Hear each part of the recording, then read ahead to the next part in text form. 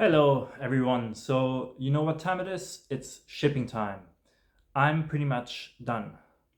I've been sick for the last week, I would say, so I haven't really done much. I've looked at the app and I started doing some tests, but just so I haven't released it yet. I think it's really time to release it. I'll release it really shortly, and in the meantime, I've dabbled with some stuff like testing, but at the same time, I want to talk a little bit about what I think is lacking and why I'm not doing it now. So there's no more easy fixes or shortcuts or features that I could build that would substantially improve the app. Instead, there's only things that would take me maybe some days or a week, and then it wouldn't even be clear if it's a benefit.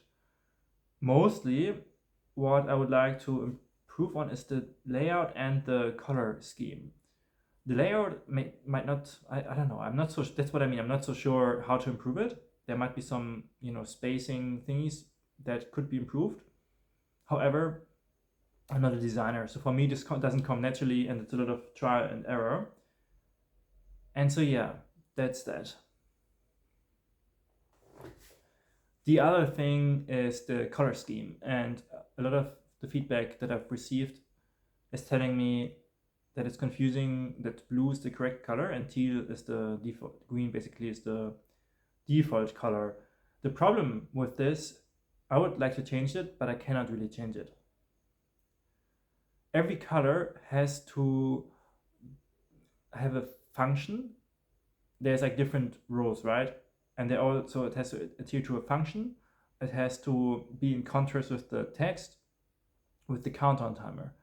And the countdown timer, the bar that goes down, it has 3 colors or 4 colors.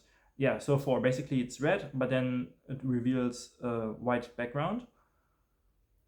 With wrong answers, with wrong answers, it's like light red, and then finally it's greenish or teal or bluish for correct answers. And all the buttons, so all the colors need to be in contrast with each other, and they need to look good, and they need to follow a function. And sadly, I've experimented with a bunch of different things, but I have not really found anything that works better than the current version, even though it's suboptimal in this regard. That would be something to experiment with during a longer time frame, but it's not something I would put in the MVP. Some things I've tried is to change have a black background, like instead of a white, there's a black background, or have black or white buttons as a default color.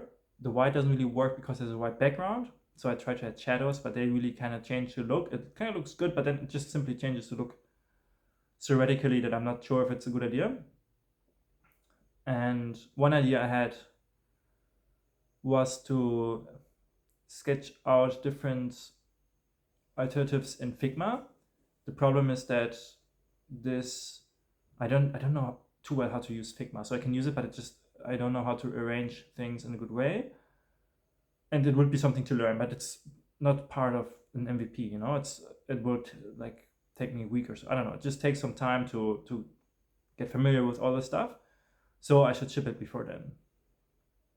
I think another thing is I have 2 languages now. I fixed a problem where some words would be uppercase and it would be confusing to people, but they're all lowercase now, I think. And yeah, some translations are kind of bad, but I hopefully found most of the bad translations. There are still some in there for sure that people will find out in front of me, but yeah, so that all is looking good. So yeah, I hope this will be nice. And one of the features I'm actually looking most forward to adding is, so I might do this before the color scheme thingy, is I want to add this chat multiplayer thing, because it's actually exciting to me. I would really like to add that functionality, but I have some really silly problems with my computer that prevent me from doing this. So I have to really get the handle on my computer, and then I can fix some stuff, and then I can work on that functionality. I need to install some silly thing, but it doesn't matter. One other thing that I just remembered that sort of prevented me from shipping it so far is an indecision I have that I can't really fix. my URL address. So I would like to have a subdomain like vocab.linkacademy.com, but then I have to point this to the vercel DNS, and or I have to transfer it there. I don't know. Like I try to, right now it's in DigitalOcean, and I try to have the normal domains point to the IP address of my droplet, which works, but then I can only point other ones. So the one with the subdomain, I can only point it to an IP address or like a DigitalOcean resource, and it doesn't really work with anything else. And so I'm thinking whether I should just have a silly URL address, linkacademy.vercel.app or whatever, or .com, I forgot, or whether I should go through the troubles of fixing this and then shipping it. So that's something that's holding me back. So yeah, I hope you found this interesting. I hope you enjoy the app. Have a good one. Bye.